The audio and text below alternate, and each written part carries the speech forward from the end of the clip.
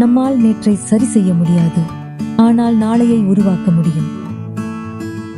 நீங்கள் பொருளீட்டுவது நலமாய் வாழ்வதற்கு, மன அழுத்தத்தினால் உங்களை நீங்களே அழிப்பதற்கல்ல.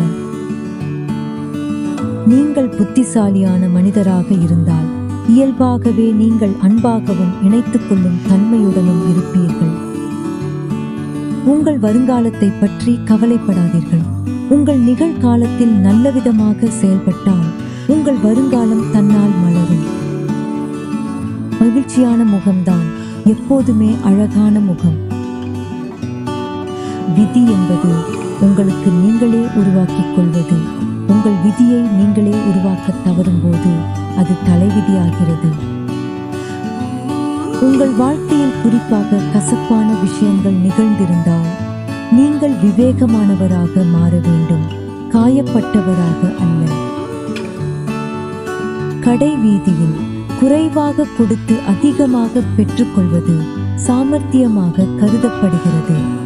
உண்மையான உறவில் உங்களுக்கு என்ன கிடைக்கும் என்று கவலைப்படாமல் உங்களால் முடிந்ததையெல்லாம் கொடுப்பீர்கள். மன அழுத்தம் என்பது ஒரு குறிப்பிட்ட சூழ்நிலையின் விளைவாக ஏற்படுவதில்லை, உங்களை நீங்களே நிர்வகிக்க முடியாததன் விளைவாக ஏற்படுகிறது.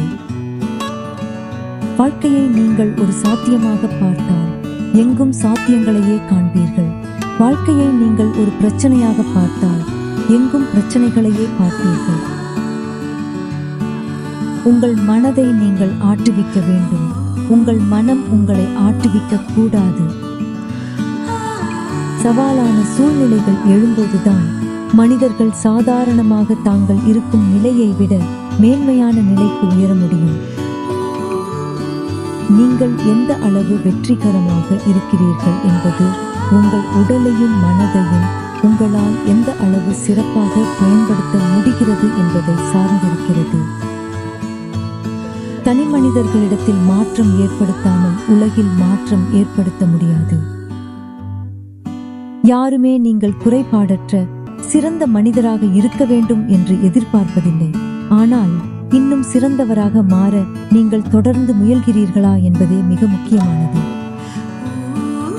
உறுதியான மனிதருக்கு தோல்வி என்று எதுவும் இல்லை.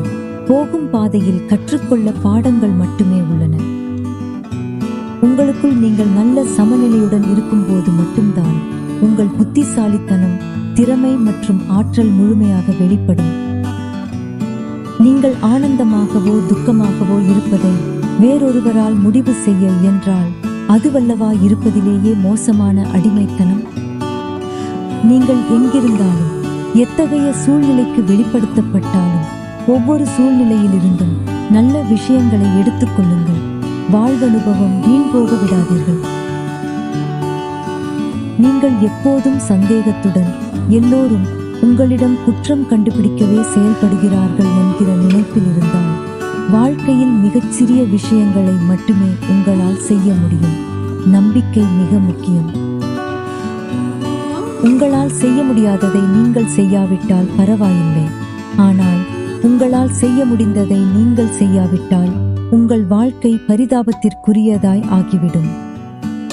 நீங்கள் கடந்த காலத்தை நினைவு கூர்ந்திட முடியும், நிகழ்காலத்தை அனுபவித்துணர முடியும், ஆனால் வருங்காலத்தை விரும்பும்படி உருவாக்கிட முடியும். Thanks for watching. Like, share and subscribe.